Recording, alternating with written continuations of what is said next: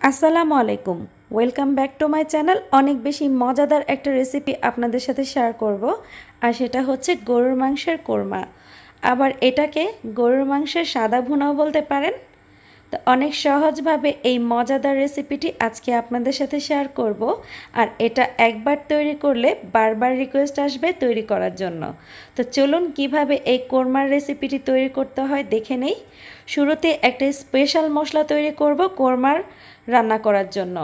একটা বোলে নিয়ে নিচ্ছি হাফ কাপ পরিমাণ টক দই, আর এতে আমি দিয়ে দিব হাফ কাপ পরিমাণ পেঁয়াজ বেরেস্তা। আর এখানে আমি দিয়ে দিব 10-12টির মতো কাজু বাদাম। যদি কাজু বাদাম ঘরে না থাকে সেই ক্ষেত্রে যে কোনো বাদামই এখানে দেয়া যেতে পারে। আর এখানে দিয়ে দিব 4টা কাঁচামরিচ। আর এখানে দিয়ে দিচ্ছি জায়ফল জয়ত্রী। এখানে আমি দুটো মিডিয়াম সাইজের 2 টুকরো জয়ত্রী নিয়েছি, আর একটা বড় সাইজের জায়ফলের 4 ভাগের 1 ভাগ নিয়েছি। আর এতটুকু পরিমাণই দিতে হবে, বেশি পরিমাণ দিলে রান্নাটা নষ্ট হয়ে যাবে। 1 চা চামচ পরিমাণ পোস্তদানা দিয়ে এখন খুব ভালোভাবে ব্লেন্ড করে নিব। আপনারা চাইলে পাটায় পিষেও নিতে পারেন। তো খুব ভালোভাবে ব্লেন্ড করে নিয়েছি, চাইলে একটু পানি দিয়েও ব্লেন্ড করে নিতে পারেন। এখন চলে যাব মূল রান্নায়। এখানে 1 কেজি পরিমাণ হাড় চর্বি সহ মিডিয়াম সাইজ করে গরুর মাংস কেটে নিয়েছি। খুব ভালোভাবে ধুয়ে পানিটা ঝরিয়ে নিয়েছি। চুলাতে একটা প্যানে আমি হাফ কাপ পরিমাণ সয়াবিন তেল দিয়ে দিচ্ছি। তেলের পরিমাণটা কমই দিতে হবে, কারণ মাংস থেকে অনেক বেশি পরিমাণ তেল বের হবে। এখানে গরম মশলা দিয়ে দিচ্ছি আস্ত 2 টুকরো দারচিনি, 4টা লবঙ্গ, 4টা এলাচ। এখন হালকাভাবে একটু ভেজে নিব, যাতে করে এই গরম মশলার ফ্লেভারটা তেলের মধ্যে ছড়িয়ে যায়।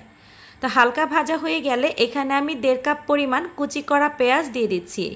আর এখন একটু হালকাভাবে নেড়ে চেড়ে গোল্ডেন ব্রাউন করে ভেজে নিব। খুব বেশি বেরেস্তার মতো ভাজার দরকার নেই, মোটামুটি গোল্ডেন হলেই আমি এখানে আরও কিছু মশলা ব্যবহার করব।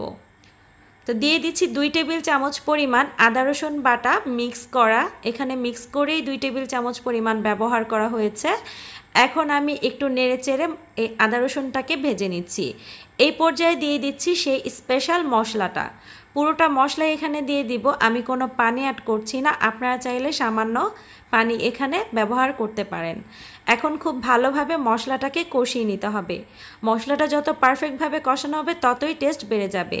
1 চা চামচ মরিচের গুঁড়া দিয়ে দিলাম, এতে করে টেস্টও ভালো আসবে আর দেখতেও কালারটা অনেক পারফেক্ট আসবে। এখন আবারও একটু কষিয়ে নিচ্ছি। দিয়ে দিলাম লবণ স্বাদ মতো। এমনভাবে মশলাটাকে কষিয়ে নিতে হবে যেন মশলার উপরে তেলটা ভেসে ওঠে। তো 1 মিনিট এভাবে করে কষানোর পরই মশলার ওপরে তেলটা উঠে গিয়েছে। এখন আমি মাংসটা দিয়ে দিচ্ছি। মাংসটা দেওয়া হয়ে গেলে খুব ভালোভাবে একটু মশলার সাথে মিশিয়ে নিব, আর 10 মিনিটের জন্য এটাকে ঢেকে রান্না করব। আর এভাবে করে নিলেই কিন্তু মাংস থেকে অনেকটা পানি বের হবে, আর এই পানিটা দিয়েই আমি মাংসটাকে পারফেক্টভাবে কষিয়ে নিব। তো ঢেকে দিচ্ছি 10 মিনিটের জন্য। তো ফিরে আসবো 10 মিনিট পর। 10 মিনিট আমার হয়ে গিয়েছে, অলরেডি মাংস থেকে পানি বের হওয়া শুরু হয়ে গিয়েছে। আবার একটু নেড়েচেড়ে আমি ঢেকে দিব আরও 10 মিনিটের জন্য। তো মাংস থেকে যে পরিমাণ পানি বের হবে এই পানিটা দিয়ে কিন্তু মাংসটা 70% সেদ্ধ হয়ে যাবে।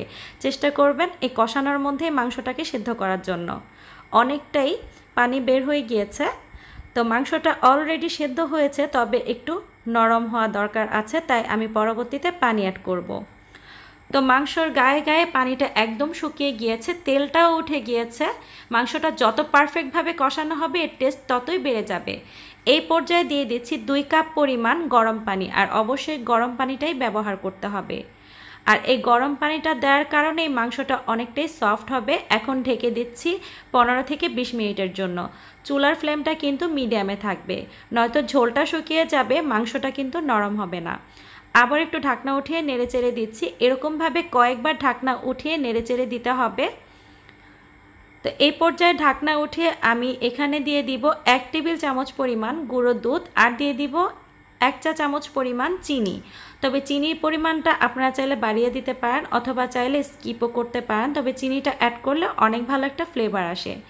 1 চা চামচ পরিমাণ গরম মশলা গুঁড়া দিয়ে এখন একটু নেড়েচেড়ে নিচ্ছি। এই পর্যায়ে মাংসটা আমার সিদ্ধ হয়ে গিয়েছে, তবে ঝোলটা আমি আরও একটু কমিয়ে নিব। তাই এখন এখানে আমি দিয়ে দিচ্ছি 4টা কাঁচামরিচ। কাঁচামরিচের ফ্লেভারটা যেন পারফেক্টভাবে মিশে যায়, তাই ঢেকে আরও 1 মিনিট রান্না করে নিব।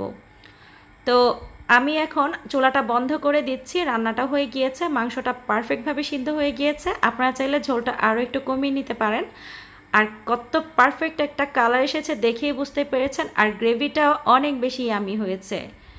আশা করি রেসিপিটা আপনাদের কাছে অনেক বেশি ভালো লেগেছে। এভাবে করে রান্না করে পরোটা অথবা পোলাও ভাতের সাথে সার্ভ করতে পারেন। রেসিপিটি ভালো লাগলে লাইক কমেন্ট শেয়ার করতে কিন্তু ভুলবেন না। এরকম নিত্য নতুন রেসিপি পেতে হলে চ্যানেলটিকে সাবস্ক্রাইব করে রাখবেন। ভিডিওটি দেখার জন্য সবাইকে অনেক বেশি ধন্যবাদ। ভালো থাকবেন সবাই। আল্লাহ হাফেজ।